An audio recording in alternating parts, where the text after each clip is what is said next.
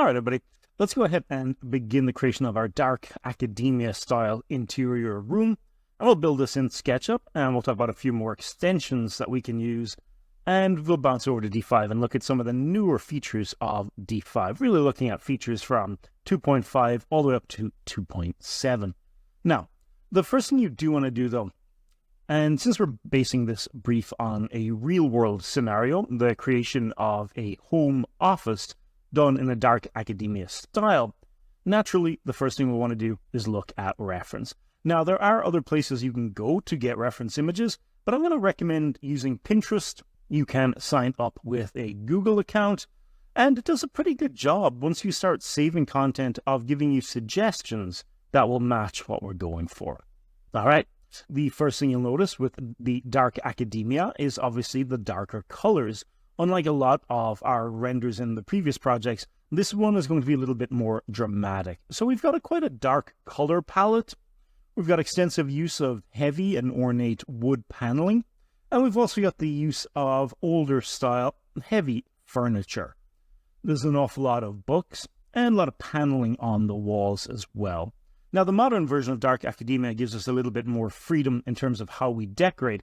So we can put in a few more modern elements, different lamps and different artworks. Now, later on in the course, we'll actually take a look at using Adobe's generative AI to create a backdrop painting, and this is going to sit on one of the walls. But for now, we should feel pretty comfortable that we have an idea of the direction we're going in. So here we are over in SketchUp. Please note, I'm using SketchUp Pro 2022, but most of what we do in this project should be applicable to really any version of SketchUp going back to 2017 and onwards. Now, we'll use one or two more extensions in this project. And first one I do want to mention is Mr. Hyde down here. So by default in SketchUp, if we select, for example, our scale model, and we right-click and we go maybe Hide, in order to bring that back, we have to go all the way to the top of the screen and go View, Hidden Geometry, Hidden Objects, select it, right-click, and unhide. In order to get around that, we're going to use a plugin, and this plugin is, in fact, going to be from Sketchucation plugins. Now, Sketchucation, again, you can sign up with your Google account, and we're looking for the user Fredo6. And if we click on Fredo6 and scroll a little bit down here, you'll actually see that he has quite a lot of plugins, some of which are absolutely essential to a proper workflow in SketchUp. But we also have Fredo6 Mr. Hyde, the Lost Toolbar. Now, once you go ahead, you can log in and just download this and install it. Installing extensions, pretty easy in SketchUp. All you have to do is just go to the extension manager and click on Install Extension and find wherever you download it on your computer. Now, Mr. Hyde technically comes in like a longer toolbar. I find, however, if you kind of just adjust the angle of this a little bit, you can get kind of a nice arrangement. And then what I've done is just drag it down to the very bottom, so it just kind of sits a little bit in the shot and a little bit out. And it's really easy to work with Mr. Hyde. You can just click on these icons right here, and you can see it'll bring back the visibility. And all you have to do then is right-click and unhide. So yeah, Fredo6's Mr. Hyde toolbar, available from the Sketchucation store. Very worthwhile, worth taking a look at. I'm going to use it a lot, and we're just going to use it for those two buttons. Okay, everyone, we're ready to move on. Let's go ahead and build our room. Now, the dimensions for this are about 14 wide by 22 feet. So I could left-click and just drag something out that kind of matches this overall dimensions. But what I'm going to do is just start dragging out a basic shape, hit Tab on the keyboard to activate the bottom right dimensions. I'm going to type in 14, then apostrophe, then comma. And then we're going to do 22 apostrophe and hit enter. And that will give us the exact dimensions for our room. Now, the great joy with this room is it's quite large, and we do plan on separating the room into two parts. So we'll have a point that runs across the midline. Back here will be our actual desk. And behind that, we'll have our paneled walls with our large artwork as well. Over here, we'll have a seating area and sort of entertaining space. Now, it's not going to be the most functional space, but it is more just for the visual look. And again, the idea we're going for here is a home office that's got, considerable size and considerable scale and looks a little bit impressive. All right, so that looks pretty good. We can go ahead and save that right now. Now, we also need to use our offset tool to just add a little bit of walls back here. And we're going to use the alternative push pull. So I'm going to tap Control on the keyboard and make sure that we're not using the standard push pull, which has a habit of sometimes carving out the bottom. I'm going to tap Control and we're going to lift up our walls here. And you can see the walls are probably about 3 inches thick. And I'll lift this up. We're going to go for, I think, a ceiling height of around about 13, I think is what the brief is. So let's do 13 apostrophe and hit enter. So you've got some pretty nice ceiling height to work with. And that will add a bit of stateliness to the overall design, giving the impression that there's more space in this room. Now, everybody, you can see here I have another SketchUp scene established. And what we've done here is gone ahead and done what I refer to my students as going shopping in the warehouse. So I've assembled a kind of diverse range of objects here. Now, these are not the only objects that you can use. By all means, go ahead and find other things that you like the look of. But you will notice there's a bit of a consistent style to this. All of these should look pretty nice in a high-end home office. So we've got some statues over here with different pedestals. We've got some Greco-Roman artwork, and you'll notice a lot of books. Now, I'll attach this scene file to the project file, so you don't have to do this, and you can just copy and paste these right into your scene. But definitely a lot of books. Remember, part of the whole dark academia is the library-esque vibes, so the academic feel that goes along with the scene. They're sometimes used as reading rooms or, waiting rooms often as well.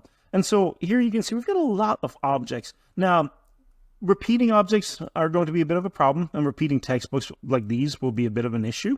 But hopefully, as a whole, when they're all put together, we should hopefully minimize how often you see the same book within different shelves. But we've got a lot of books to choose from, and this is still without even touching the D5 assets that we'll use as well. We've also got a little piece of artwork, which we may or may not use, depends on how we feel as we go forward. And we've got this really beautiful typewriter model. Now, all of these assets are going to be what we'll use to decorate the actual room. But before we go too far, I do want to show you one more thing. Please note that a lot of assets brought in from the warehouse tend to come in as components. Now, how you feel about components might depend on how familiar you are with them. The idea of a component is that when you make a duplicate of that component, and then you perhaps edit the first one, those changes will transfer over. Now, there's a lot of use for components, especially if you're working on something like an array or something that has a repeating element. Now, we're going to avoid that, and there's 2 reasons for that. There won't be a huge amount of repeating elements outside of the books here, but we also want to have control over the books. The other is that components do seem to affect performance in SketchUp more than groups. One way we can actually get around this is using an extension. So what we'll do is we'll go up here to the extension warehouse, and we're going to type in component to group. All right. And you can see we've got a lot of different options here, but what we're looking for is this one right here, Enroth component to group.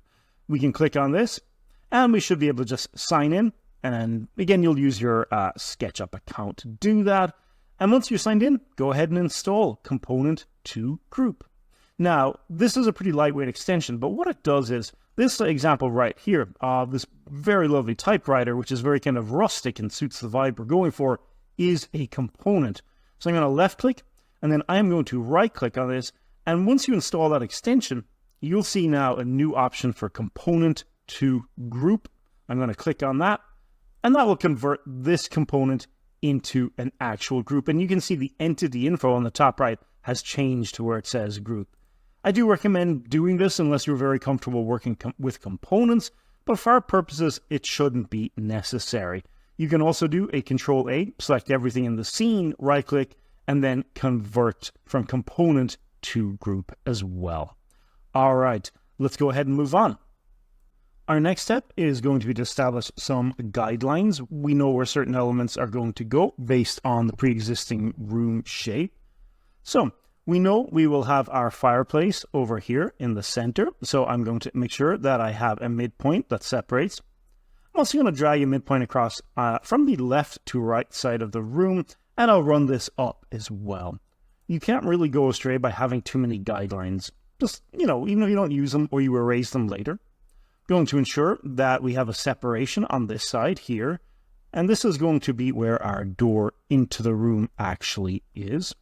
And so I'm just going to make sure I've given myself a little bit of breathing room. You want to avoid, if we have to do any push-pulling in SketchUp, trying to push-pull a little too close to the corners. That can be a little bit problematic. Okay, I'm going to drag out a line across here, running from left to right. That goes about roughly, it's 3 feet. A little bit more than that will give us a nice size for any potential door that we put in. Remember, this is still technically attached to a commercial or to a residential property, which means it is effectively just a house room, albeit one that we're doing up to a high standard. But we have to keep in mind the reality of, standard-sized American doors. You're looking at about 3 feet width. Okay. Now, we know our windows are also going to be quite large, but they are going to be a little bit stately, and they're going to probably come up about 3 feet here. And I'll run a guideline across for all of these. We're going for, oddly enough, despite the rest of the design being a little ornate, a much simpler window design. We know our desk is going to occupy a space kind of about like this. So about 6 to 7 feet long, perhaps, and about 4 feet deep. So that's going to give it a very large, stately feel. We've got our back wall to decorate, and we're going to put a fireplace right here. So again, I'm just going to draw out, some very basic guidelines that will just give you an overall idea of the dimensions here. I'm not doing anything crazy, and we can just ensure that these exist really just for our own selves to make life a little bit easier. You can always use the SketchUp tape measure tool if you want an alternative way to do this, but I actually kind of like working with the geometry lines being explored. In other words, having them actually place where they're going to be. All right, drop a guideline for where the height of the windows may end, and I think this is looking pretty good. We know that on this side, we're going to have our door will obviously come through. So again, just drop some of these guidelines. And if you're comfortable working without the need for this, that's absolutely great. I just like knowing where things are going to go. And we know that this wall over here is going to be occupied with predominantly our bookshelves. And probably the same on the back wall here. We'll try and fit in as much books as we can. Okay, that looks pretty good. Let's move on. The next step for us is to build our bookshelves. So what I'm going to do is, instead of grabbing something from the warehouse, we're going to go and build this manually. We know this is the space that it plans on occupying, so I'm going to do Control-C after selecting both of those, and Control-V, and then I'm just going to hit Q on the keyboard and spin this. I kind of like working with objects kind of the way they, in my mind, they should be modeled, which is going to be looking at them kind of straight on from the front. So I'll move this off to the side. I'm going to hit E on the keyboard, just get rid of that line there. And then I'm going to draw my own center point line, and I'm going to draw this in 2 quadrants because it's easier if we can just model one thing and then duplicate it a couple of times. And so what we need to do is just build something that will fit in here and take up about, kind of most of this space. So I can select this, Control-C and Control-V, and now we can see. So we've taken this wall from here, copied it, Control-V to paste it in, rotate it, divvied it up using the Find Midpoint tool, and now we've got a single panel. And what we plan on doing is sort of making this a little bit modular so that these will all fit together. So in order to do that, I'm just going to make sure that these are kind of even. So find that midpoint, and again, find that midpoint, and do it one more time. And we'll do the same over here. And if all goes well, if this is done correctly, it should hopefully fit together pretty snug. So I'm going to hit E on the keyboard and erase these lines in the middle. And I know that when I duplicate this, these 2 things, if we do a, for example, let's just put yellow on this. And say we duplicate this, say we make it a group or component, and we duplicate it, they should fit together pretty nice like that. Okay, next thing I need to do is just come up. I'm going to come up about, let's say we bring this up about 4 feet. That'll give us, roughly 4 feet. That'll work just fine. I'm going to draw a line across here. Okay, can erase these lines right here. Tap P, tap Control, use the alternative push-pull. I'm going to bring this out, and we want to just sort of bring this out. It shouldn't take up a huge amount of space, so I'm going to bring it out basically about 1.5 feet, give or take. We don't want to occupy too much of the space in the actual room. This is a shelf where objects are going to go, and then we're just going to build our panel right here. Okay, we're going to use the offset tool.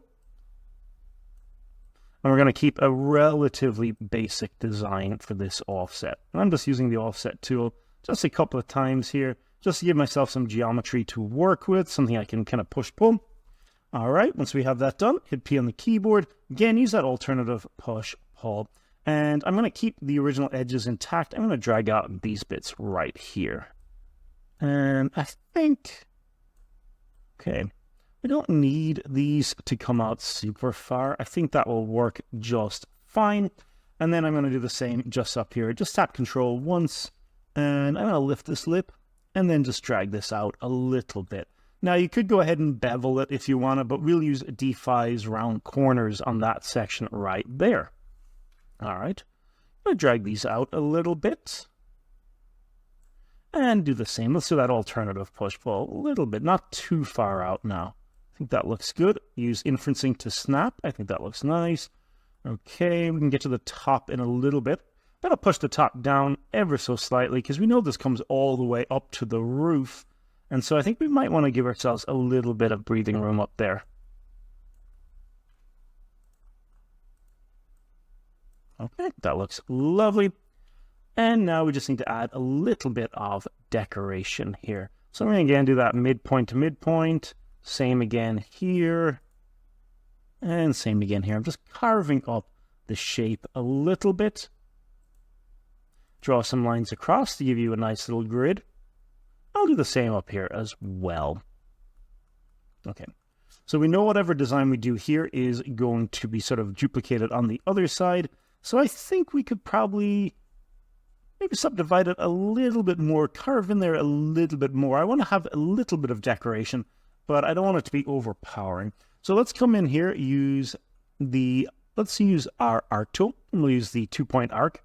I'm just going to drop a point from here down to here and erase that line.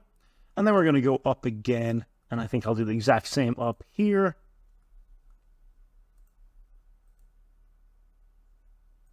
Okay, that looks good. And we're just going to use push-pull maybe to just kind of carve inwards. There we go. Looks pretty nice. All right.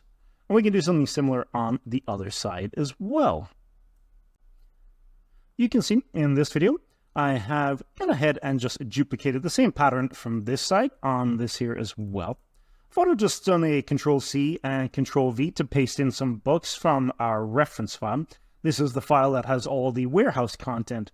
And I'm just doing this just to give myself an idea of how big the individual shelves need to be. And so we can see here, if I just move this out of the way, I'm probably going to be able to fit about 4 shelves into this. So let's start by just looking at where these books kind of started from. And let's try and do this a little bit cleaner. I'm going to find the midpoint again, just midpoint to midpoint. There are other ways to do this, but this is just an easy way to do it. Just drawing lines across. And lines across. Now, I think overall, looking at, kind of how big those books are, and even if we kind of scale these up a little bit, I think we've got quite a bit of room here. We could probably fit about, I'm going to say about 5 shelves on this pretty comfortably. Okay, so what we can do is really just go in here and draw lines across. Yeah, and that's about 1.3, so I'm going to do the same again, just up here, just about 1.3, and there we go. We'll cut across. And I'm going to give myself enough room just so we can kind of make sure that we're not tight on any of these bookshelves. All right, 1.3 across. And that should work fine. And then we'll do just one more. And however much extra room we have, that's okay. About here to here. All right. So to make sure that guy is even.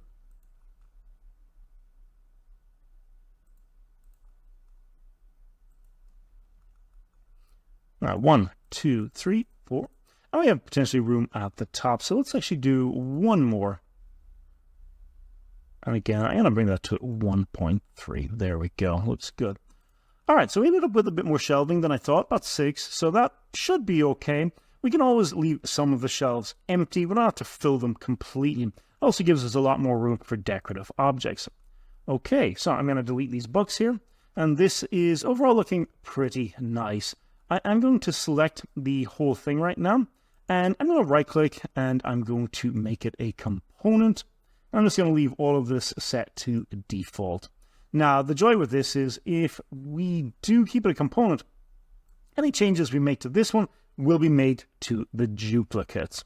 All right, I'm going to tap Control. I'm just going to drag these out and make sure they are nice and flush. And one really nice way to do this is just tap M, tap Control, make sure it's nice and flush, hit Tab, and then go to your numpad and type in times or multiply, and do 5 and hit Enter. Okay, so we've got one extra, select that guy, delete it, and this should, all goes well, line up pretty nicely with the wall, especially because what we did was really just kind of copy that wall. Okay, so we actually have more than we need, so I'm going to delete the last one. And I think, yeah, that's going to work really, really nicely. I'm going to hold down Shift to select all of these guys, tap M and just move. And I'm going to tap Q to rotate and just crash them into place. Okay.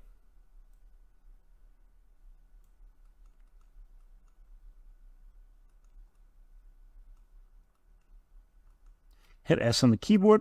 I'm just going to bring this in ever so slightly. I want to make sure I have enough room for our door to potentially open. But I do like the look of these.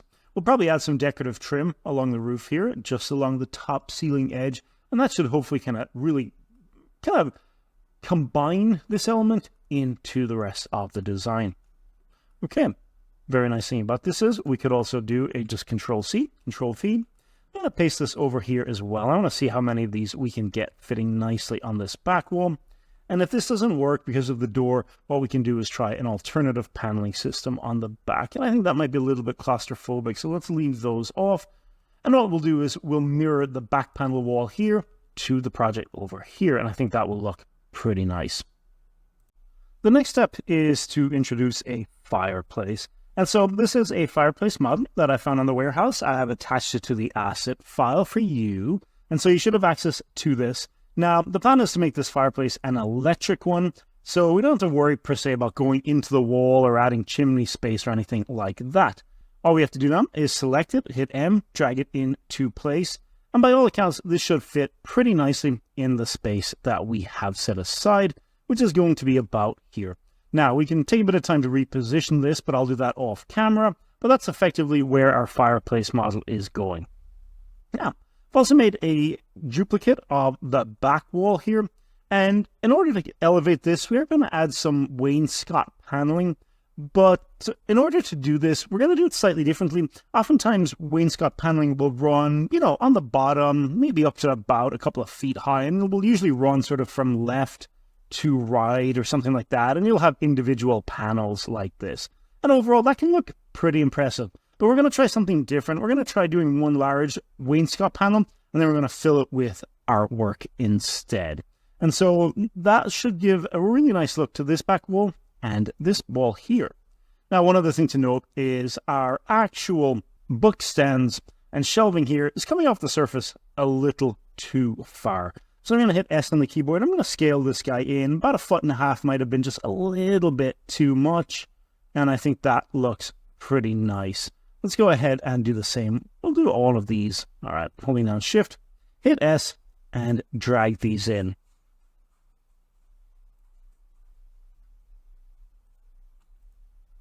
Yeah, that's going to give us a lot more space back. The next thing we'll need to do is build our wainscot paneling. And I'm going to just use the offset tool on this wall. I'm going to go for pretty large. I really want this to be a central feature. So I think that somewhere about here should look pretty good. I've also just gone to the warehouse and just searched for profiles. And you can see I've got a file here that I downloaded. There's a lot of different profiles that came attached with it. In order to get one out that we like, we can just select and go into this group here. I'm going to select this little fella right here. I'm going to do Control X, which will cut it out, and then Control V, which allows me to paste it in right there. All right, I'm going to hit M on the keyboard, and I'm just going to drag this right up to the end point. I think this will look pretty superb. I'm going to hold down Shift, select all 4 edges, and then go Tools, Follow Me, and I'm going to click on the profile, and it should run all the way around just like that. Okay, I think that looks really, really nice. All right, let's just copy this directly over onto our wall. The next step is to add our decorative element or plaster molding to run across the crown or the top of this. I'm going to eliminate these guidelines, and I'm just going to cap this one here. We've got probably enough room for our door, so we should be okay in terms of running. Just kind of keeping these out, and that looks nice. And now that kind of limits, some of the edge work that we actually have to do. I think that should work just fine. All right, and I might actually make the door just a little bit smaller height-wise, just for now, just while we do this edging. Okay, so what we need to do is find another profile. So I'm going to zoom right in here, and I like the look of this one, M53. So go in, and I'm going to do a Control X to cut it out. You can also do Control C to copy, but I like Control X to get it, kind of separate it from any previous elements. I'm going to just do a Control V to paste right here. And you can see it has come in with everything kind of selected. I hit S on the keyboard, and I'm going to scale this off quite a bit. I think just slightly eyeballing it, maybe just a little bit more. Hopefully this won't be too large, but I think that should look pretty nice. Hit Q on the keyboard, rotate, and I'm going to spin it 90 degrees. And again, I'm going to look at it, just maybe scale it up a little bit more. There we go. And then I'm going to move it into this corner right here. And I'm going to hold down Shift and select all of these edges that are going to run along this way. Okay, that looks good. And I'm going to hold down Shift and select this edge again, and hopefully this edge right here. And hopefully this will work. And we'll go Extend Tools and Follow Me. And I lost my selection, so let's just redo this really quickly. Tools, Follow Me, and there we go. All right, I think that looks pretty nice. It's slightly clipping our bookshelf, so what we can do is select our actual bookshelves, and we'll just scale these down just a little bit, just so they're kind of fitting together nice and snug, but, nothing too egregious. I think that will work fine, just like that. We may end up running a sort of a metal line across the bookshelf here as a decorative design, and so I think this looks pretty nice all in all. Let's hide these walls. Let's take a look at our room from down here. Yeah, I think that's looking pretty good. I'm going to bring in our scale reference, Control C, Control V. And I think, yeah, you can see the bookshelves are probably just a little bit too high here. So again, let's see what we can do. Go in, and we should be able to resize these momentarily. I'm pretty happy with the look of the wainscoting wall back there. It's overly dramatic. It's a little bit over the top, but I think that looks really good for our purposes.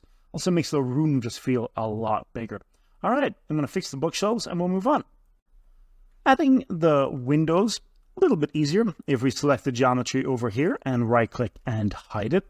I've also used offset to make two nice little perfect kind of even edges on this wall, and then use push-pull just to carve them away. I think that looks really nice. Here's my window model, and I've gone ahead and downloaded this from the warehouse. I've exploded it pretty much down to nothing, and once you do that, it'll actually allow you to group it a lot easier. Oftentimes when you download windows or door models, they're oftentimes made of components sitting nested within other components.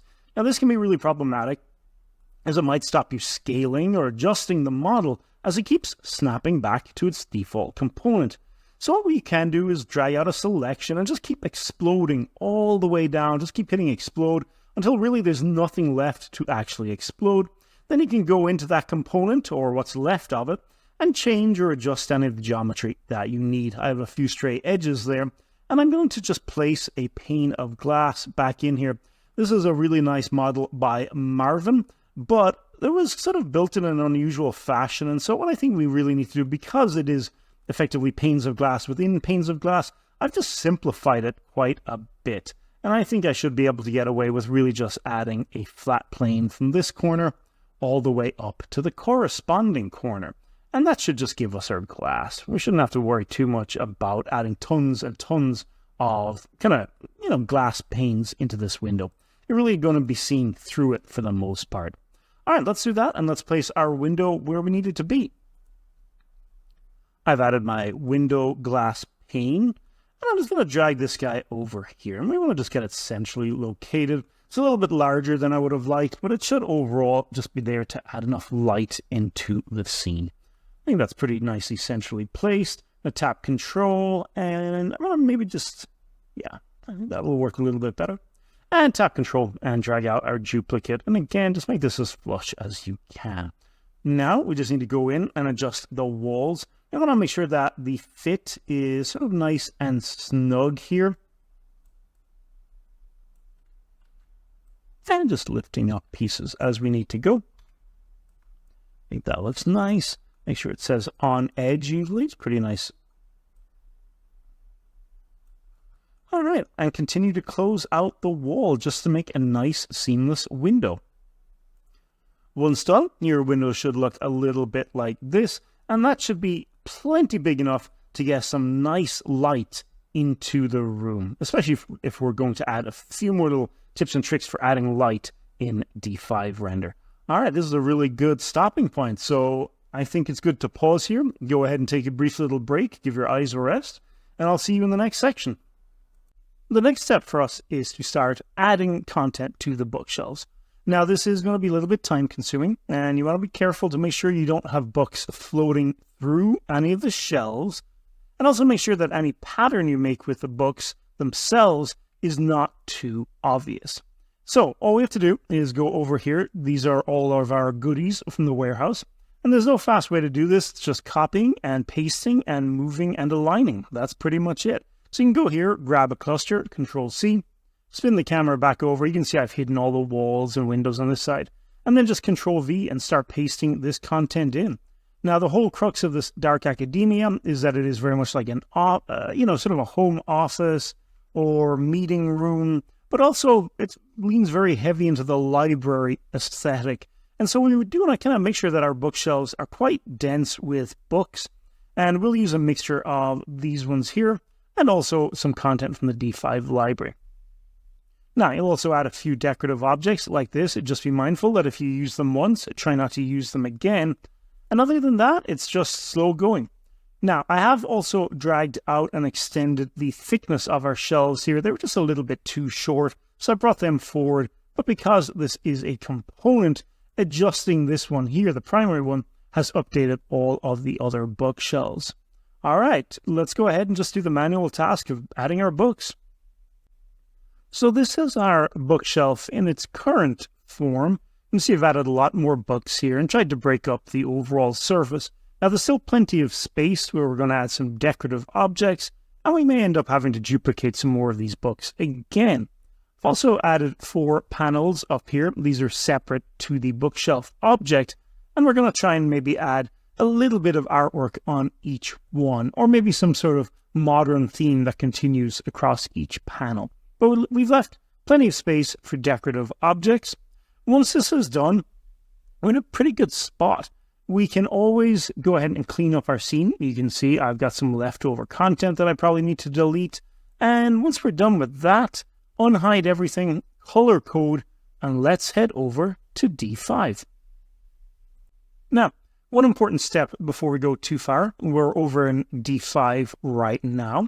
And just to ensure that I'm not sharing any materials or color sets, what you can do is hit M on the keyboard, go to this, for example, very bright yellow silicone, or any really material that's super bright and hard to miss, and just left click and apply it to objects. Now I can see that that material that's assigned to the windows is only going on the windows. However, if I was to assign it maybe, for example, to this pink back here, you can see that that is actually assigned to the wainscoting panel on the back wall as well. So this is just a quick way to really just color test your entire scene and make sure you don't have really material IDs or channels that are actually going to be shared amongst different surfaces. Just a quick little way to make sure you're not going to run into problems. All right, once that's done, it's time to properly get into D5. We're going to start applying materials. I'll talk about some of the material changes that have been made in D5, but for the most part, this should be familiar if you watched the previous videos. Let's get in there and start assigning materials. Now that the initial check is complete, we can pop over to the Material tab, hit M on the keyboard. Let's talk about some of the updates that have been made to D5. You'll notice that the Materials tab has had a slight refresh in terms of the layout and where particular materials are.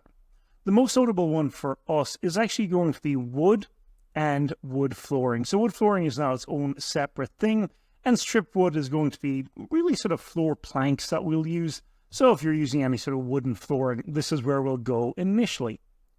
Now you'll also notice we do have some outdoor ground materials. There's a lot more of these have been added since about 2.2.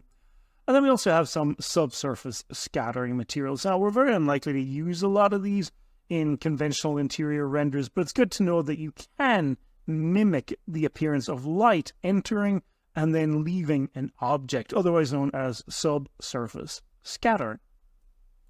Okay, now that we know everything is in a pretty good spot, the next thing for us to do is start assigning materials.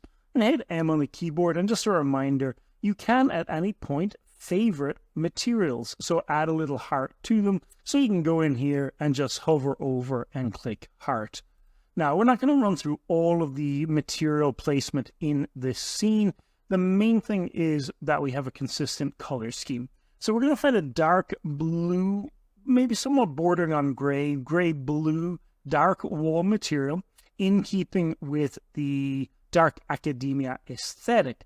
And then what we'll do is we'll unhide all of the hidden geometry and just take a quick look at our room. All right, let's move on. We're going to bounce over to Adobe Firefly, which is an AI generative tool. And we're going to use generative fill. What we're actually going to do is use the AI tools to create some artwork for us. And the first piece of artwork is actually going to be sitting, if we go back here, right up here on the panels on the roof. So let's go back here really quickly. And we've got Adobe Firefly. Let's go ahead and get started with this. I'm going to do we'll do text to image. So click create with Firefly. All right. And so we do need to put in a prompt really quickly. So let's just type in something just to get us going. Okay. So once you've typed in a prompt, you can see you have your prompt generator down on the bottom. Firefly will actually start making 4 different pictures for you. But we've also got options for things like really the upload images. So what we want to use as a reference. And you can see Dark Academia Wallpaper gave us sort of what its best guess is. But we're going to need to use something a little bit more specific. Let's type in a more involved prompt. So let's check out the new prompt. Dark Academia, print for wall, Gothic style pattern, flower pattern roses, tileable, repeating texture, and a dark background. I've also uploaded a reference image here that was also AI generated, and I'm forcing the AI by grabbing the strength slider to effectively use that image. Now, I really like the look of a couple of these, but this dark blue one is really catching my eye, so we'll download this one, and I'll attach this in the scene file too. We're not done with Firefly just yet, though. We've got one more prompt to do. The next prompt we're going to use is this. Realistic woman, a dark sheer dress with long dark hair, head tilted downwards, more artistic, with a very dark background. So we're going to pick on this one, and we're going to download this as well. Now, we'll have basically 2 images. One will be the pattern that will go on the ceiling tiles, and the second we'll bring into Photoshop and use some of the new neural tools to convert it into more like an artistic painting. I'll put the prompts for both of these in the documents. I'll also put in the reference images and a few more AI generated samples that you can use as well. Let's bounce back to D5 though and bring in our artwork. One thing I do want to mention before we go much further is just talking about some of the newer AI tools when it comes to texturing objects. Now, you'll notice here we've got, this was the original texture on our decorative sort of Greek vase, ampere, I think it's called. And I think, you know, this looks pretty terrible by all accounts. So one thing we can actually do is just, I've made a duplicate similar object over here and applied some very low quality ugly stone textures to them. Now, back in D5, got a couple of things we can obviously do. We could just hit M on the keyboard and find a stone texture. Maybe we'll drag out some sort of terracotta material. And that's one way we could go about doing this. So let's just look for some rock really quickly. Let's use this Terrazzo 3. So I'm just going to download this. Move myself out of the way. And assign. Okay, now, if you've watched some of the previous videos, we've got a few options we can do here. Obviously, the first thing is just look at the base color map. That all looks good. But then you can see it's still not projecting correctly. So the easiest thing to do is turn on triplanar. And I think that looks pretty good. Now, if the pattern is repeating a little bit too much, we can turn on the new UV randomizer, which will effectively do really that. UVs are going to be the 0 to 1 layout for the texture map. So adding a triplanar and then a UV randomizer will get rid of that samey kind of feel in your actual texture. Now, if we Control Z and set that, that's one way to go about doing this. But say we need to keep this for some specific reason. Use the eyedropper again to sample it. And let's go up to the AI generated texture maps. Now, I'm going to click on this right here. And there we go. What D5 has now done is effectively generated material maps for us. We don't just have the base color map that came from Sketchup. We also have a normal map and a roughness map. And we can adjust any of these to get the look that we're going for. It's also added an AO, or ambient occlusion map, which is really, really great. Now, these are really good. You're still going to run into some slight issues with this. You can turn on triplanar, and it'll definitely help, and the UV randomizer. But overall, the base map just isn't high fidelity enough. So we've got a couple of other things we can do maybe before this. So I'm going to step all the way back. Let's just go up here to reset and reset this material. And you can see it still doesn't look great. Now, in order to fix this, we can try something else. We can click on this little icon right here, and we can first make it seamless, and then we'll try making it an Ultra HD texture, and then we'll generate our maps. So let's hit Make Seamless. You can see, I'm just going to ask D5 to make the whole thing seamless. And that should eliminate some of the pretty obvious edges that we're getting. Once it's done, click OK. It's done a pretty nice job in some areas. It's a little less noticeable. Now, I'm also then going to click on Ultra HD Textures and ask D5 to use its AI powers to turn this into a proper 4K texture. All right. Now that that's done, I am again going to go up here and do the AI generated texture maps. All right. Now what we have is a much higher fidelity. Let's right click and go File Location and double click on it, and there we go. It's still a bit splotchy, but that's kind of because the original texture was pretty poor to begin with. But again, we still have our roughness, our AO, and now we can turn on triplanar and we can turn on the UV randomizer. And I think that looks a lot better. Now, again, these AI tools, you can't make something from nothing. So just be mindful of that. If you're not sure, it still might be better to get a texture from the D5 library. But if you have to specifically use a certain texture and it is low quality, this is the way to go about improving them. And you can see if we pop over to SketchUp again, there's our practice urn. This is the original SketchUp on the Greekan urn. And you can kind of see that it's a pretty poor, the model is nice, but the actual texture maps are pretty poor. And that is effectively the technique that I did to change these, to make them just look a lot better. I've also cranked up the round corner just to give them a smoother edge, because you can kind of see here, but look, there's a little bit of a sharp edge on these. And again, nothing in real life is actually perfectly smooth or perfectly sharp. So you do want to grab the radius slider and take that up. All in all, that will give you a pretty nice starting point for your materials. I'll just bring up the exposure a little bit here while we're inside. And I just want to show some of the material choices. We've gone for a traditional wood floor. It's quite a large wood floor. And in fact, we could probably take the width of the wood flooring up a little bit higher as well. This dark academia style does actually allow and facilitate much wider wood beams than you would normally do in a traditional sort of interior floor. We've also placed our AI-generated wallpaper up at the top. You can see there, looking pretty nice.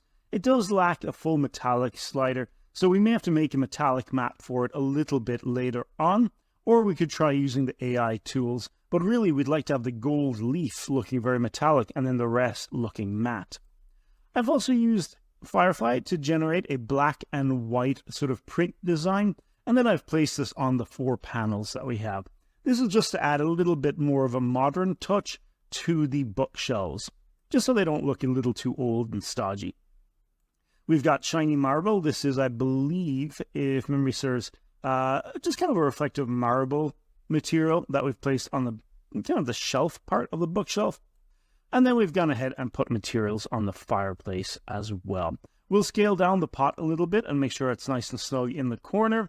And then really after this, we've only got a couple more things to do before we start setting up our shots. So we're going to add maybe some curtains if we can get them to fit nicely on the windows. But if not, don't worry about it. And then we're going to add our furniture. Now, the last thing I want to mention is the actual wall material. Now, one thing you can do when it comes to this is you can see my base color map here. If you're not sure, say for example, you found a nice material online, maybe a nice paint color that you like the look of, you can always bring it into Photoshop and use the eyedropper to sample the hex code. Now you can see when I click on this, I've got different options for RGB, HSV, and hex. And what I did was just select here and paste in the hex code. This is a very, very dark gray, similar-esque to a London fog gray. It's got a little bit of, not quite navy, but it's very, very dark blue with quite a bit of gray in there as well. I've placed this on pretty much all of the wall surfaces, and this should be our cohesive interior design color. Bookshelves, we still have ample space. I've made a few tweaks to some of the books, and I'm just going to clean up these books that are out the back. But for all intents and purpose, we are pretty much ready to go with the decorative part. I'll see you in the next video.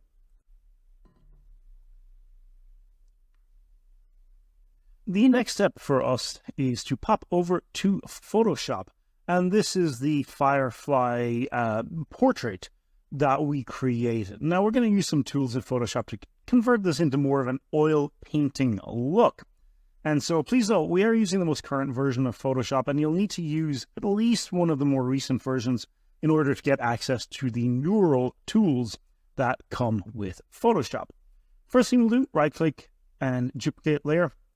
And I'm going to work pretty fast with this. If you're familiar with Photoshop, awesome. And if you are not, just watch the earlier videos that we created here. And that'll kind of give you a good idea of really the workflow we're going for. But everything starts with duplicating the background. So again, right click and duplicate layer. And we're going to leave a couple of these layers just as safeties back here. All right, then we're going to go to filter and neural filters.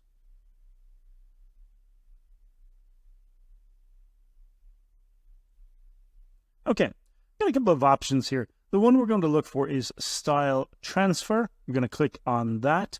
And you can see now we've got quite a number of different options. I kind of like that they've got a lot of choice here.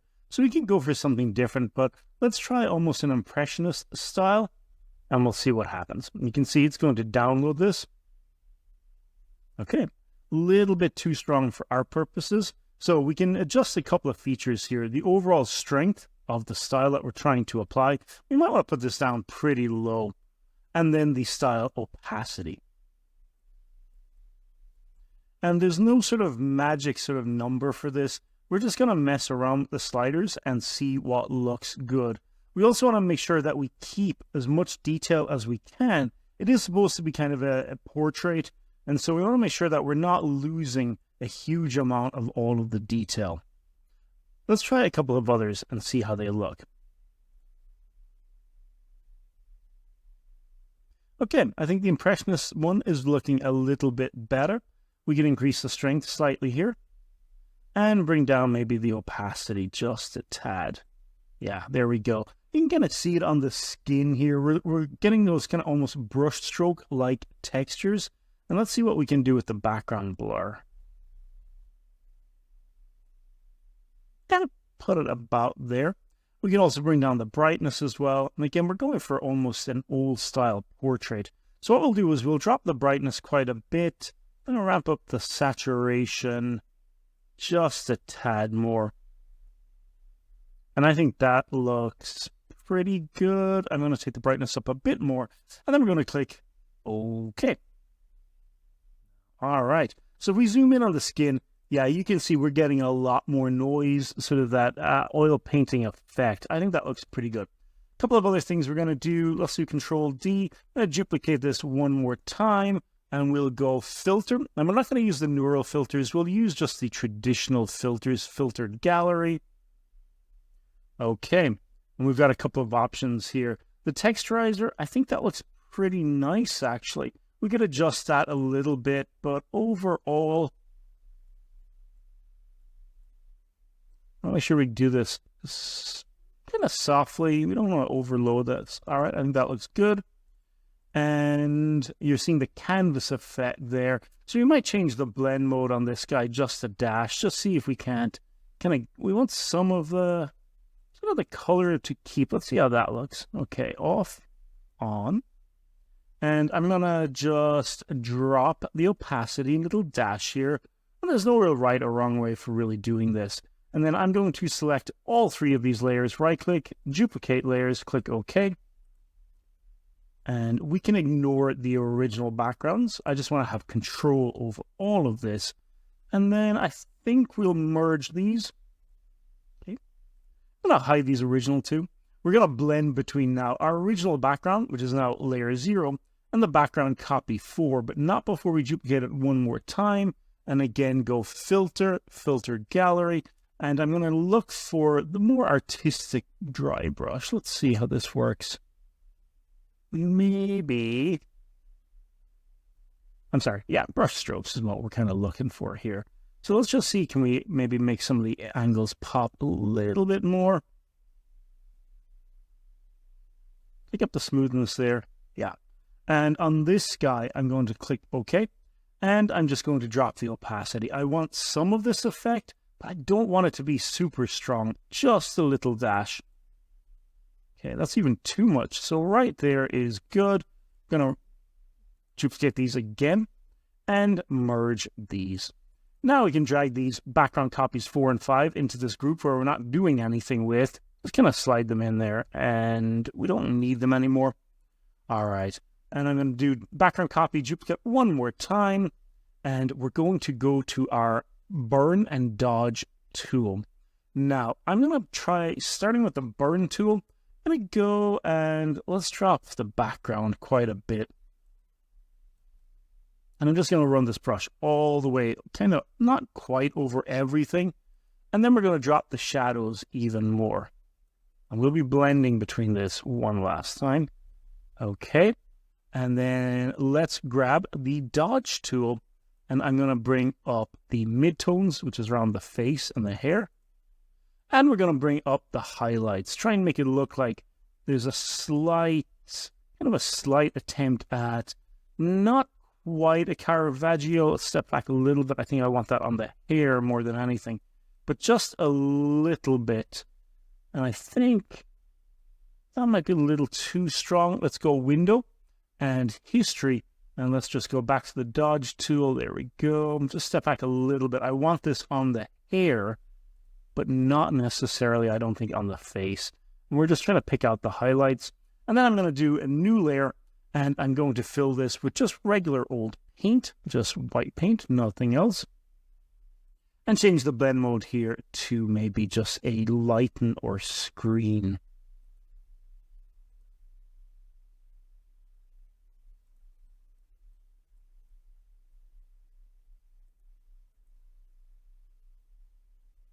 And I think that looks pretty nice. We're getting a lot of texture, a lot of noise and grain, but overall pretty happy with how artistic and painterly the image looks.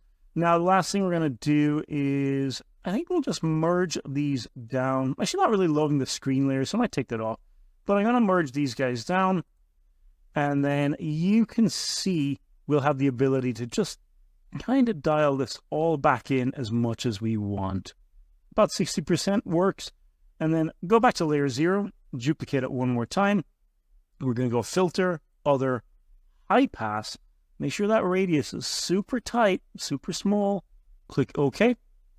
And I'll move this to the top of the stack. You can see it goes all gray, but you can see the detail in there. And we're going to change the blend mode of this to overlay. So we'll get some of that fine detail back.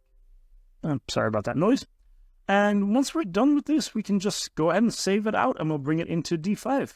Looks pretty good. One quick way to bring your artwork and place it on a frame in D5, hit M on the keyboard, and I'm going to download this white frame painting right here, and I'm just going to drag it out. You'll notice it's facing the wrong way, so just spin that.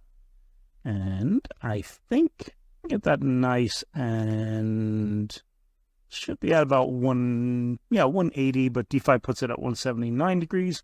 Rotate, move, and I think that looks pretty good. Hit V on the keyboard. We're going to scale it up. And I'm losing a lot of light in this scene, so I'm going to just make sure I've got my exposure turned on. I'm going to take it up a little bit brighter than it should be, but just so you can see.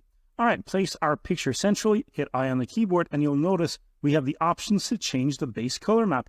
All you have to do is load up your base color map in there. Let's do that. So I've got my image loaded up here. I did have to re-rotate it back the way it was for some reason. Not entirely sure why that is, but there we go. We've got our painting. Now, there's a couple of issues with this. Obviously, the normal map and specular are still, in fact, based on the original picture. So I'm just going to delete all of those. I'm going to turn off emissive as well. Now, what we can do is then just ask D5 to generate our normal map for us. And so we can pretty easily do this just by going up to the AI tools. We're also going to have to adjust the roughness and specularity a little bit as well. We do want this to look like a thick oil painting. Shouldn't necessarily look like a mirror. All right, so there we are. We use the basically D5's AI tools to create a normal map and a roughness. Now, the specular was a little bit problematic. You can see what happens there. And so what we did was just drag our base color map into the specular. And that should work, kind of give or take for the most part. Shouldn't be really any problems that I can see with that. The roughness slider is obviously going to affect just the roughness of the material. And then lastly, you'll notice we changed the frame as well. And so all in all, it looks pretty good. The one material it didn't do well with was the AO. If you actually see, when we slide that up, it actually just kind of projected multiple versions on. And so just turn off the AO slider. Theoretically, you could just drag this into the AO slider and see what happens, but I'm pretty happy with the look of this all in all. Did adjust the base color a little bit as well, just to make it a little bit darker. And we'll have a better idea of how this looks when we start setting up our lighting. Okay, now the last thing we're going to do is start decorating. And I'm not going to run through all this with you, but I'll show you the finished result here in a moment. We're going for something modern.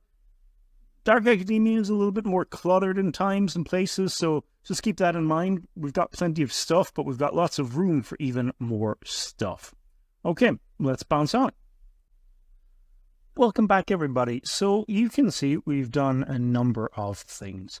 The primary thing is we've added a lot of decorative elements. Now, some, like the two dogs here, we just changed the material to a brass. And a lot of the other decorative elements, and even some of these little books, were just brought in from the D5 library. So just, kind of go to town, do what you want. Try and just make it look feasibly cluttered. A bookshelf is still kind of an area of storage. And so, maybe add a few books that are kind of a little bit not quite perfectly aligned, or just kind of hanging off the edge like this. So the decoration can be a little bit more loose and free-flowing, but for the most part you can see I'm pretty happy with the overall look. Now, we've also added lights on either side, and I did tweak this painting a little bit more as well, just by adjusting some of the material properties, and that might be just a little bit of a subjective thing. We've added our table, our chairs, a few decorative objects on the table, and we may still tweak the table material. It's a little too bright for my liking, but this is just a pre-made table material that came from D5. Now, we've also added this. Now, one thing I do want to mention is this was a part of our Dark Academia assets, but if you're struggling to get this to come into SketchUp, what you can actually do is just create a brand new SketchUp scene, move it to the origin, and then save it, and then hit the D5 sync. Back in D5, it'll ask you if you want to make a new sync model, just say yes, and then you'll be able to place it just like any other object. So that's just a little tip. Okay. You can see we've also gone to town on adding material details to this. We've got our base color, which is an adjusted metal material from D5. We've adjusted the roughness, metallic levels, and we brought in basically it's a specular map, but what it is an imperfection map from Quixel. Just downloaded one that I like the look of, and I'm trying to get as close as I can here. And you can see we've got some scratches on the metal. And a lot of the highlights are going to be determined by the specular map right here. The AO map, we didn't really have one, so we've left that off. And we have again turned on triplanar, and on every surface adjusted the corners to be round. Just a little tiny amount of round corner will get you what you want. There's also a paper material on this. It's not quite perfect. You can see it's a bit too colorful, but it'll work from distance. Now, a couple of other things to note. We've placed some decorative objects on the fireplace. We've brought in our curtains, and we've placed a very basic curtain rod, just because you expect that to be there. And this corner at the back, which was effectively kind of a dead corner, we've turned into really just a single-person reading nook or reading area. So when we set up our videos, we'll actually have quite a lot of things that we can kind of spin the camera around. And maybe set up a few shots from something like this, from this angle, and spin like this. Probably not going to bother putting much emphasis on the door. Hopefully it won't be visible, or if it's visible in any shot like this, we'll try and do our best to kind of mitigate how much of the door is actually visible. It just saves you from having to build, model, or just bring in one and texture it. Okay, with that being said, it's time to move on to lighting. You can see I've already got two really nice globe lights set into the wall. We do need something else up here, and we'll have to come up with some sort of alternative chandelier arrangement and maybe just sort of hang it above the camera. Realistically, this should probably have been thought out kind of before we put panels everywhere, so we'll see what we can do. And then we'll use a newer lighting technique on the outside. By the way, you can see the curtains are definitely coming through the wall here. That's fine. You can at any point turn off the animation on those curtains just by making sure that the play mode is just paused. And that's it. Okay, it's starting to look really, really good to my mind. Let's talk about setting up our lighting outside. In this video, we're going to look at our newer alternative method of lighting our scene. Now, because we're just doing interior videos, we don't necessarily have to build a huge environment outside, but we do need light coming in a way that's visually appealing. So historically, what you would do is go to the environment tab, find an environment that you like the look of. I'm going to actually put this to pretty close to just pitch black outside and just show you how it looks in here. Okay, you can see the emissive light's a little bit too strong right now, so I'm going to drop these guys very much down. We want that lovely glow, but I don't really want any light coming from them. All right, that looks fine. Now let's zoom back outside. So what we're going to do to have complete control over the lighting for this, we're going to go to rectangular light, and this should be familiar to everyone at this point. I'm going to plop it right on the roof just to start, and I'm going to then just, let's redo that again. Okay, let's select it, and move it to the left. Now, what you'll notice is you can see the yellow of the light. This will be really important. So we're going to first adjust the size. I'm going to type in 3000 and 3000 over here on the Y. Now, this might be a little bit bigger than what we actually need. So let's make sure this is 3000. There we go. And you want to look at the windows and compare. So I think that might be a little bit too big. Let's start with let's do 2500. 2500. That looks good. Now, what we want is a light plane that goes in through the glass, hits both the floor and the ceiling. So what we shall do is just rotate this, and I want to make sure I'm rotating it towards the window. I'm going to change the color to red just so I can see it. Okay, that looks nice. And we're going to bring this fella down. Now, I'm going to adjust the barn door angle and the barn door length. So the barn door length, you can kind of see what it does is it extends the wings of the image, and then the angle, I'm going to bring this down quite a bit. Yeah, let's put that to 0. We could probably do a little bit higher than that. Yeah, that'll work. All right, that looks nice. I'm going to grab the attenuation radius and crank it all the way to the right. I want this light to go as far as possible. And then I'm going to rotate this about, let's do about 45. All right, there we go. And then I'm going to hold down Shift and duplicate this, make an exact. What I need is a duplicate. So you can see I've got 2 duplicates there. Okay. And I'm going to rotate the bottom one. And again, we should probably try and be accurate here. So I'm going to spin this and we'll take it up to, yeah, about 90. Okay. Let's select both of these. And I need to try and kind of make sure now that these line up quite nicely. Now, they are kind of linked at the moment. So let's bring this guy down. Okay. Just needs to come down just a little bit more, I think. And let's select both again. Okay, that looks pretty nice. Now, the angle might be a little bit too steep, but we can work with that. With both selected, right-click, and we'll go Control-G and group. And now when I move them, they move together. Great joy of this is we can place this right outside our window. And we're going to try and maybe adjust it so it's just coming through the window a little bit.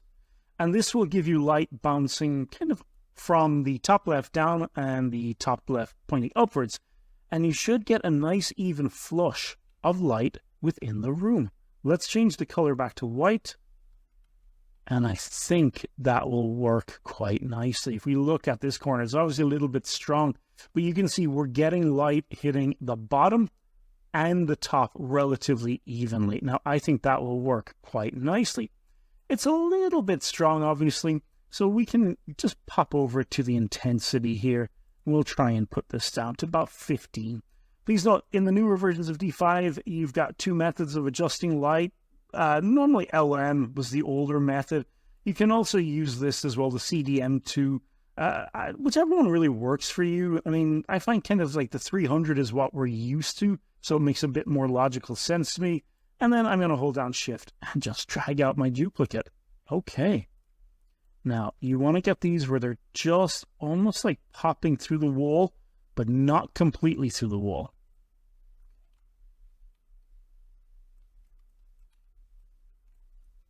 And yeah, okay. And then let's turn off auto exposure and we'll just tweak our exposure ourselves.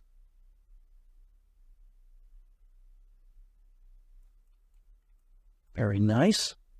And we can always see about moving these further into the actual wall.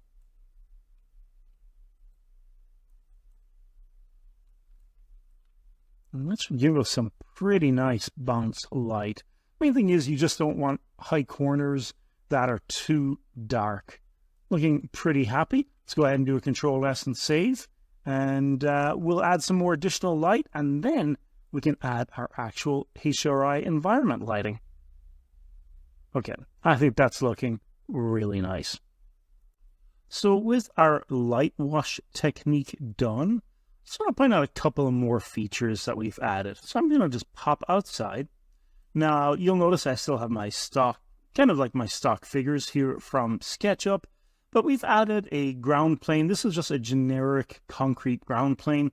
One of the benefits of doing this is when you bounce in and out of D5, if you have auto exposure on or off, you may find that going between the interior and the exterior can kind of result in a very glaring light. So I find it much easier to just put a ground plane in place, and then I just kind of minimize this. So if you hide it, you can kind of see this whole area down here in the bottom becomes super bright.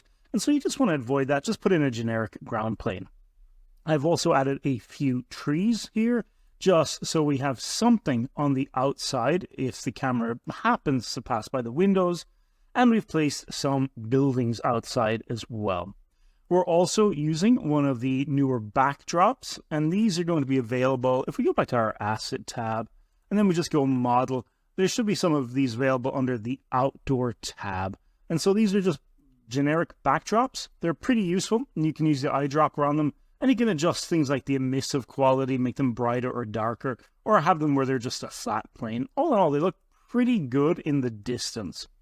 And that's it. That should cover us, especially if we have our camera.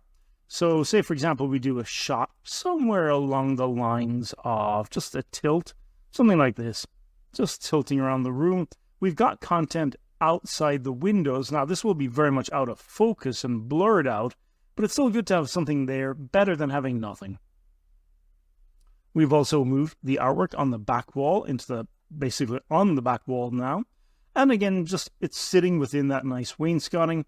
And we've added a door. Now, I haven't changed the door materials just yet, but we'll get to that later. And it's going to be a very generic kind of black, something matte, maybe something that doesn't detract from the, really the painting, the material that we picked on the walls. So all in all, I think we're in a pretty good spot. The last thing I did was take the camera from, which was actually sitting kind of above the bookshelves. And I think we want to do a close-up shot of this as well. Now, there might be a few final tweaks, a little bit of a cross-check that we'll have to do. Make sure, for example, no curtains are cutting into the sort of marble here. And just make sure a lot of the objects that we placed are not floating or, for example, are not crashing into the walls. And that will be our last cross-check before we set up our actual camera. And we're going to focus primarily on doing video in this shot. Now, I haven't added a ceiling light just yet, and we may add just a generic light up there just to cast some nice downward shadows, but I'm not, we'll see. We'll see if we need to add some sort of chandelier-style lighting in here. Okay, next video we're going to move on, and I'm going to set up my camera shots, and we'll talk about video in D5. All right, I'll see you then. So before we get into setting up our video, let's take a look at our lighting setup. Let's click on the environment first. We're using the geo and sky, mostly because I kind of want light coming in and hitting the wall. And I kind of find the geo and sky is a bit more of a dramatic light, especially if you like light kind of dappling on the surface. Now, if you just want more neutral skies, there's always the HDRIs, and you can kind of see the difference there. But I'm going to keep the geo and sky for now because, again, I do want that kind of sharp light coming in and kind of hitting the wall a little bit. Now, the other thing to keep in mind is we have obviously added our exterior light wash lights. These are both grouped and they're pointed outside, so that looks pretty nice. And I'm going to turn those off just while we look at the other lights as well. I'm going to turn my geo and sky down to nighttime just so there's no other light hitting the scene. And you can see a couple of things. Firstly, we did put in a chandelier up here, just a kind of a nice little light in the ceiling. Now, ideally, I think if I was doing this again, I'd probably add a lot more inset ceiling lights.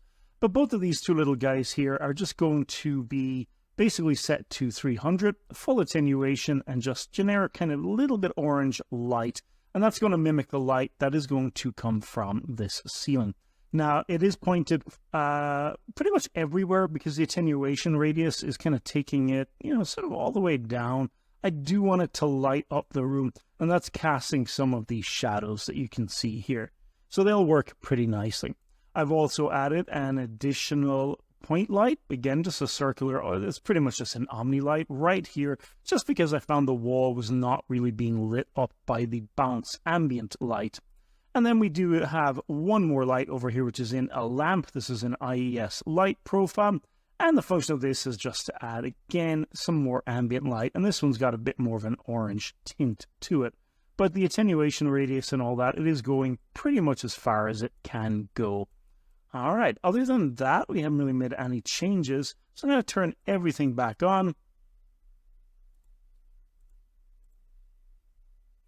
And go back to my scene. I've stored a scene up here on the top left. This is just going to be our very first basic shot, as our camera is going to go from from right to left. And this is going to be the first of our establishing shots, and then we'll follow that up with some more nuanced shots as well. Now, one area I'm not particularly happy with is there's a lack of contact shadows down here underneath the fireplace, but for now I think we'll just move on. Now, to set up our cameras, there's a couple of ways you can sort of approach this. You can set up multiple scenes that each are going to focus on a different part of your shot, or you can do the renders, the video shots individually, one at a time. So what I'm going to do is go straight over to the video editor right over here. Now, you will notice there's a couple of different ways we can do this. The first thing that you need to prioritize is the idea that clips. Quite simply, clips are, I would consider, like the better way to work with this. Keep each of your shots as its own separate clip with its own camera settings and things like that, and then you can stitch them together using a video editing software. Now, that is my preferred way to go. We're going to set up our first one right here. So clip 1. What I'm going to do is click Add Current View right here. Now you'll notice we've got, this is shot 1, it's 3 seconds, but the camera isn't actually moving anywhere. Well, that's because what I need to do is actually move the camera to the left here. It's going to just pan from right to left and add this little icon right here, the camera with a little star, add a second shot. So what these are effectively keyframes. I've established 2 keyframes, and if I hit the play button right here, you can see this is what my shot is doing. Now it's going from left to right, and it is taking 3 seconds, which is a little bit long. My recommendation for these clips is going to be about 5 or 6 seconds each. So let's click on 6. Yeah, there we go. I think that gives the viewer ample time to sort of just take a look at what's going on. All right, that should be good. One thing I do want to address is these. You'll notice the curtains are actually moving. So I'm going to put their speed down to 0. I want to make sure that all of these are set to 0. I don't want any actual movement. Curtains would not be moving independently without a window open or a breeze. And since we don't have that and we're not going for that, I don't want them moving. All right, so there's shot 1 going from left to right. Now, in order to make changes to this, you can make changes to individual clips like this. Like, for example, you could change the camera focal length in one versus the other. I prefer to work with everything set universally, so I'm going to click on, just hover, and you can see this icon kind of highlights. Click on that, and you'll see now both of my keyframes, if you will, both of my kind of start and end points are selected. I'm going to go up to camera, and here's where we're going to adjust our focal length and our actual exposure. Now, what I might do is manually set this exposure, and then I'll come back here and refresh these. So let's pop out of this really quickly. Our environment settings, still pretty happy with them. A little bit bright in certain areas, so let's go Effect. And Highlight Local Exposure will allow you to dial that back. So I'm going to grab that and move it all the way to the right, and you can see I'm minimizing the extreme highlights. Now, the shadow local exposure will allow you to brighten the shadows, and I do want to do that. I think our walls are not showing the best way. I think that's nice right about there. Let's put that at 0.5. Now, we can also adjust some of the other settings here. These are the more traditional settings, like the highlight and slope and shadow. But overall, I don't want to, I kind of like the look that we've got going here. I think the brightness, everything looks pretty good to my mind. Now, the overall exposure, though, does need to be adjusted. And this is where we're going to make some large-scale tweaks here. So let's see. Let's bring that up just a little bit. And again, I want to make sure the shadow local exposure, I think that looks pretty good. I'm going to refresh up here, update my scene. And I'm pretty happy with that overall. Now, next video, we're going to add a LUT, and then we'll go back to our video clip. Okay, so a LUT is a lookup table. It's effectively a filter for your video or images, and we can turn it on under the Effects tab here. So click LUT. You can see we've got a bunch of default ones, and you can always load up your own as well. And you can see they can be a little overpowering. Luckily, we can in fact dial these back. We can adjust the strength manually, and you can find LUTs online. You can pretty much just search for free LUTs or lookup tables, and you'll find yourself with quite a number of them. And so we can use any of these, or we can just use the default. And default comes with a handful. I think, it's probably one of those things that they might at some point kind of update and add a bit more. But one of the more popular ones are going to be like the Modern Dystopian Action or Desert 3. You can see them when we click on this, we can adjust kind of really the intensity. So I'm going to find one that I like the look of here that isn't in the default. I'm going to load up a custom one. And like I said, you can get these from like sort of all over the internet. Okay, this one looks kind of nice, a little strong. And so all I need to do is scroll down, find what I like the look of. Now, I would say steer clear of ones that add a lot of saturation to your video.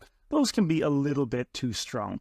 All right, I like the look of this cinematic number 2, and you can kind of see the difference. It's adding a bit more color to the shot, but it's kind of really adding a bit more blue. All right, that looks lovely. Let's put that at 0.5. Now, let's go back to our video. Also going to refresh my scene here as well, just to make sure that that carries over. And I'm going to click on shot 1. And now we want to set up our camera. Okay, so we've got a couple of things we need to do here. First is adjust the actual focal length.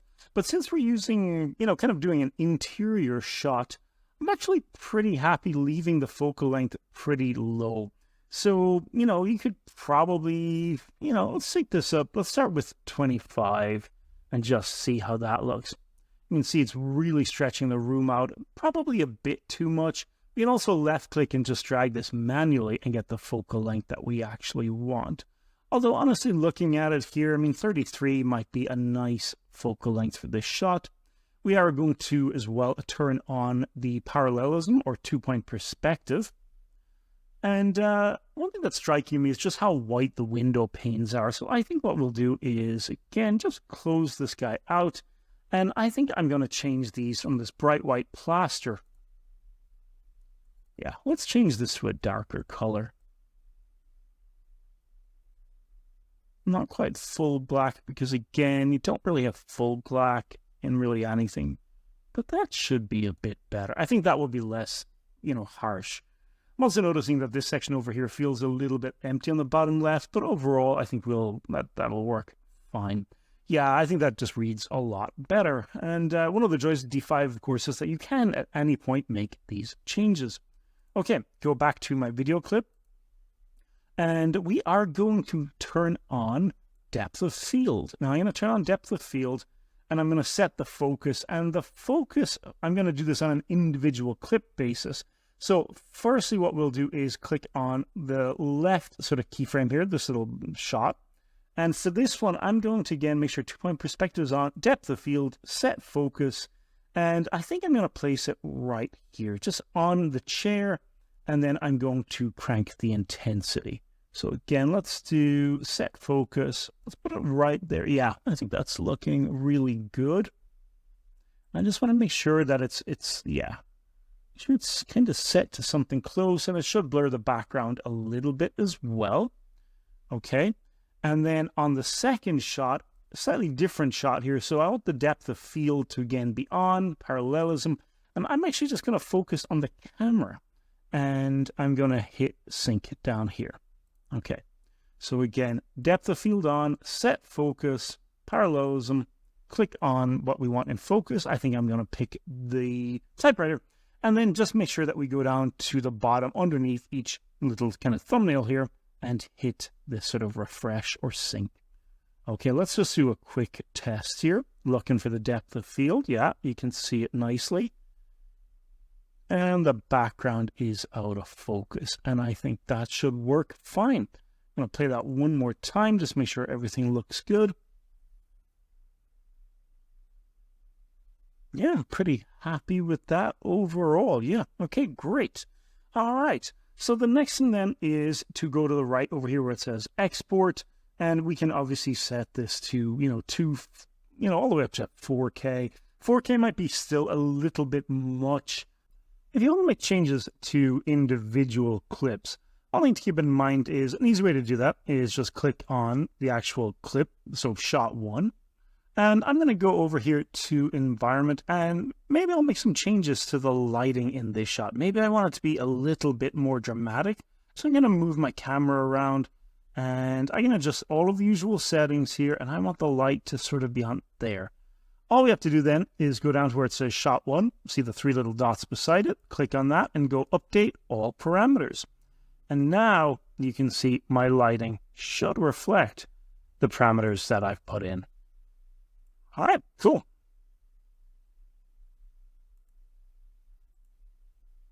Okay, the second shot we want to do is basically a slide to the left. So I've set up clip number 2 here. I'm going to add my current view and just move my camera from right to left.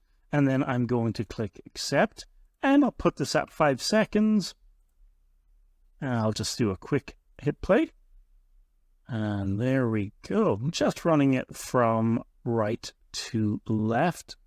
I changed some of the environment settings for this one when I do come to render it, but for now, I think that's pretty nice. All right, we're going to add a few more shots here. We've established the bookshelf, and we've established really the overall shape of the room.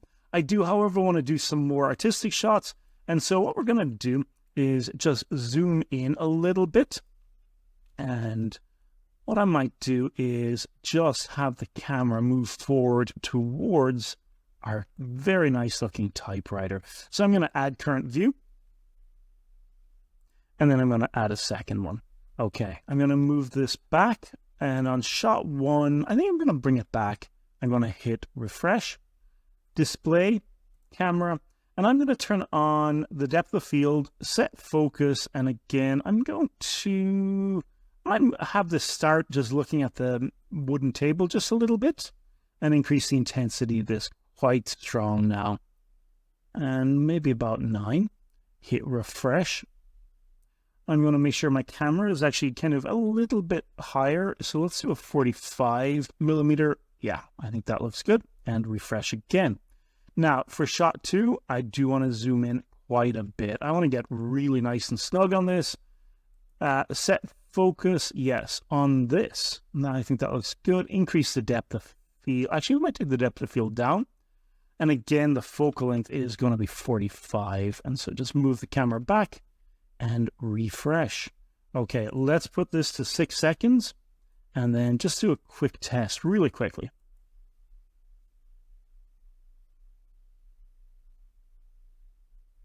That's quite nice. It's a little strong in the depth of field, but at the same time, nothing wrong with that. And then what I might do is just add a third clip here for about 2 seconds, effectively just holding the shot. So just as we get to the end, it'll hold for 2 seconds. Okay, lovely stuff. And again, we're set to MP4 over here. That's fine, 2K. All in all, nothing really wrong with that. Okay, let's set up some more basic shots, and then we'll talk about some more stuff about just the ease in and ease out. But I'm quite liking this. All right, so I'm going to do one more from behind the chair. Sorry about the bouncy camera there.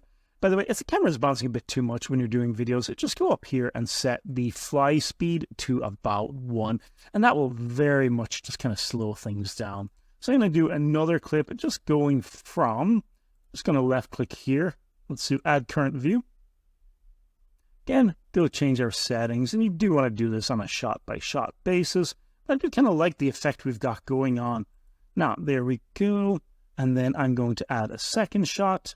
Again, maybe do about 6 seconds on this. This second shot, the depth of field, is actually going to focus on the back. And I'm going to just tilt my camera up and forward, just as if the person's head is just looking.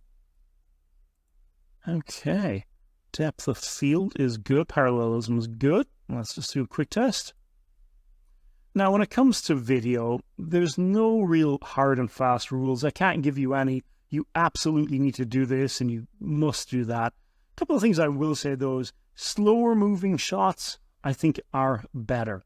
If you do have movement in your shot, for example, vehicles, it's easier to have the camera barely move while the vehicles move. You also want to try and avoid shots where the camera is moving maybe too fast or too rapid. Remember, this type of rendering, you're not basically an action movie director, you're just trying to show the space. You can be a bit more artistic, especially with the depth of field and things like that. But overall, you want to avoid things that do this or move the camera really fast or, kind of have a nauseating level of speed. Keep it slow, keep it simple, keep the movements of the camera very basic as well. Remember, your job is to show the space, not to show off how amazing you are as a director. Keep the shot simple and use depth of field to your advantage. All right, I'm pretty happy with that. One thing to note about the use of clips over multiple connected shots is that you can affect the environment on an individual clip-by-clip basis. I think a couple of things to note over here. We can click on the Environment tab, and you can see I can change this at any point, and this is going to be applying to this shot 1, but should not be applying to the other clips, which is really nice. Each clip, if you will, can have its own environment settings. So for example, let's open up our skylight here, and I'm just going to do Sunset 02. That all looks pretty good. Drop the intensity, and there's not going to be much benefit of rotating this because our buildings are kind of blocking it. But all in all, we can turn off the sun as well. And then again, just refresh. Now, we can also then, let's click on shot 1 here. You can see we've got a couple of other options. We can manually adjust the exposure on a per shot by shot basis. Take it up a little bit higher maybe for something a little bit more dramatic. And then we can also still adjust the intensity of lights while we work as well. So what I'm going to do is X out of this, look at this one light here that we have, and I think we're going to drop the intensity and then go back to our video and click on shot 1 again. Okay, and now I can adjust the exposure without having to worry about that light being too bright. I think that looks pretty nice. We can turn on or off 2-point perspective, and we can individually adjust the field of view or the focal length, although keep in mind, when you adjust one, you're effectively adjusting the other. So just something to be mindful of. Now, one last thing I do want to mention on this, I'll put this back to 45. I think that looks okay. Is you can also use some preset paths. So let me just save this here. Right, we've got a couple of different options here. One thing I do want to mention before we talk about the presets is the option of move, auto smooth, or rotation. You can adjust how effectively, think of how the clip ramps up or ramps down. So strictly speaking, we can let D5 figure it out, or we can do ease in and ease out. Now, ease in and ease out basically gives you almost like a bell curve to the animation. It is generally what I would recommend doing. Let's find one of these clips here. I'll show you. This is it as is. It's kind of straight up spin. Okay. And if we go movement, let's do movement ease in, ease out, and we go back to the very start. Just watch the start. So slow at the start, then we've got our movement, and then it slows at the end. And I think that's a more artistic way. Familiar to anyone who's done animation in the past. Ease in, ease out. It's a pretty safe bet. Now, looking at clip 5 over here as well, we can also adjust the ratio. So basically just how we want the shot to be. And you can see we can do 3:2 or 1:1 or 9:16, whatever you'd prefer. Honestly, the easiest to probably work with is just the 16:9, which is kind of what I think a lot of monitors are. I think this will read quite well. If you're not doing this for social media, it's probably just easier to do really just the 16:9 and leave it at that. And move, ease in, ease out. Okay, I think that looks good. Let's do this. Let's add our second one. And the second one, I'm just going to lift the camera up a little bit. There we go. And again, 5 seconds, 2-point perspective, everything is good. Let's hit play. Yeah, I think that looks quite lovely. Now, we'll probably adjust the overall lights and darks a little bit more on a per shot basis. You kind of want to keep these a little bit consistent if you can style-wise. But for us, the style we're going for is the sort of kind of this stark academia. And so it might be a little too bright in some of the shots. But again, it's so easy in D5 to just adjust these. Okay. I think we're pretty happy with that all and all. One thing to note as well, that D5 does come with some clip templates that you can use. These are pretty, they're not bad per se, but it's really just going to be what you're doing manually, which effectively allows you to, use their presets. I have nothing wrong with them. I still think you should probably set all of your clips by hand, and that gives you the most control. Okay, we're going to render these guys out, and then we'll talk a little bit about how to maybe crash these clips together using Adobe Rush. Okay, we'll be right back. All right, everybody, so here we are in Adobe Rush, and we're just using this because, to the best of my knowledge, Adobe Rush is free. It's a relatively easy to use and very basic video editing software. Now, you can see here we have our timeline. I've dragged in all of our different clips, and we can left-click on this little gizmo right here to kind of pan through. And you can just kind of see this is our timeline of our clips.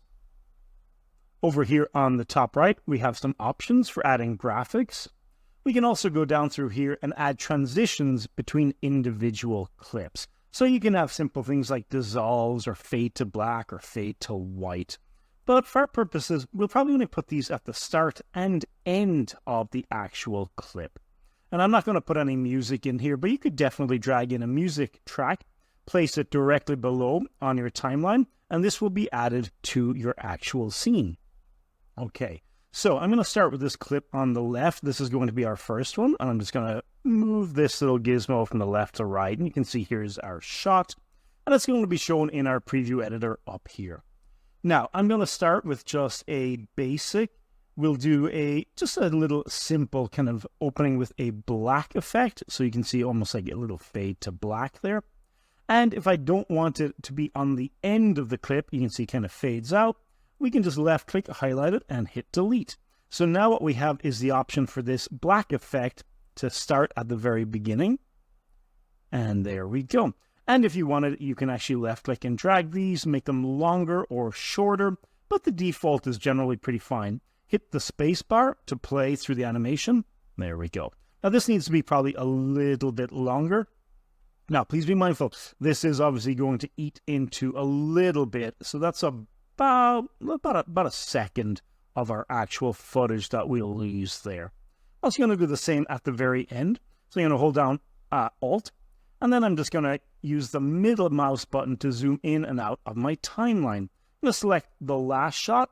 Again, I'm going to just put a black sort of effect transition and delete the inward transition. That means this clip should just bounce directly to the next clip, and then will slowly fade out.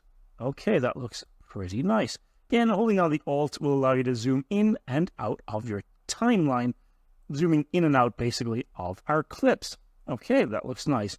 Now this is very basic video editing. You could do this on your iPhone and iPad or a tablet or any other software. Again, we're using Adobe Rush just because it's very, very accessible, relatively lightweight as well. Okay, hitting spacebar, let's see what we have. Now you'll notice a little bit of flicker on the screen. This will resolve when the video is actually rendered. If you want to improve performance, we can always go up to View, Preview, and Preview Quality. And right now it's set to high. I'm going to plop this down to low just while we work. It'll very much speed up the quality of things Rush is relatively lightweight, but it still gets bogs down if you're working with large clips. So it helps if you put the preview window to low. Now it doesn't look great, and so what I like to do is just pick a standard spot, just something like right here, and any further changes I make will be done with this in mind, just looking at this one nice clip. Over here on the top right as well, we've got some built-in presets that we can use to change the look and feel of our image. Now, if you're not sure, it's probably best to kind of just see how these work. There's no guarantee that one that you've used before, for example, maybe the cinematic filter, this might look really good in one render, but not so good in another. And I do recommend that you don't bounce around with different effects. So if you're going to put a film effect on, for example, make sure that you go and place this on all of the actual clips. You can also scroll on down here and you'll see we've got some options for your own presets. You can make your own by clicking edit, but really the controls are very, very limited. For more color adjustment and color grading, you'll need more powerful software all the way up to DaVinci Resolve or something like Adobe Premiere Pro. But since we're just working with clips here, we can keep it basic. I'm going to go back to my presets, and ones I do recommend using are the SL Fuji and SL Kodak. So as far as I'm aware, these are sort of filters derived from the photography world, and so they are going to mimic a Kodak or Fuji camera, and you can get some pretty nice looks. I also have my own preset down here, which is probably a little bit too dramatic for our purposes, so let's do SL Fuji, which this works quite nicely. Now, I'm going to select my clips one by one and make sure they're set to that. So 1, 2, 3, 4, 5, and 6. Okay, and that should look pretty nice. Now, you can, of course, try any different version of this, but I do want this to be slightly color graded. Maybe bring out those grays a little bit, so that looks nice. Further on the right, we also have options for specific clip ranges, but we want all of the clips, so I've almost never used this. Now, audio. We do have some options here for slightly better audio. Now, this would matter if, for example, you're doing a tutorial or something like that. In fact, Adobe Rush was one of the first ways that I recorded tutorials back in the day, but for our purposes, we don't really have any sound coming in, so we don't necessarily need to worry about it. In fact, all things being considered, we're probably in a pretty good spot where we can now just go ahead and render this out as one seamless video clip. Now, please also note, if your clip has audio, you will have some options to control it over here. That's a little bit out of the scope for our purposes. We just want to render out a single final video. So, with this all being set up, what we're going to do is go to Share. You can see we've got options for where we want to save this to. We can also click just directly to YouTube if we wanted to. But what I'm going to do is click on Advanced Settings, make sure this is set to, a higher resolution. Now, I think we did our videos in maybe 1080, so I'm just going to leave it at that. Frame rate, we can set manually. Obviously, you don't really want to add additional frames if you didn't export out those frames. There's no sense trying to render at 60 frames per second if we export it at 30. Leave the audio channels as stereo, especially if you've sound, and put the quality to high. And that's it. Just click export, and your file will be created in an MP4 format wherever you send it to. And with that being said, we are done. Thank you so much if you've made it to the end of this tutorial series. I really, really do appreciate it. And hopefully I'll see you in the next video. Cheers.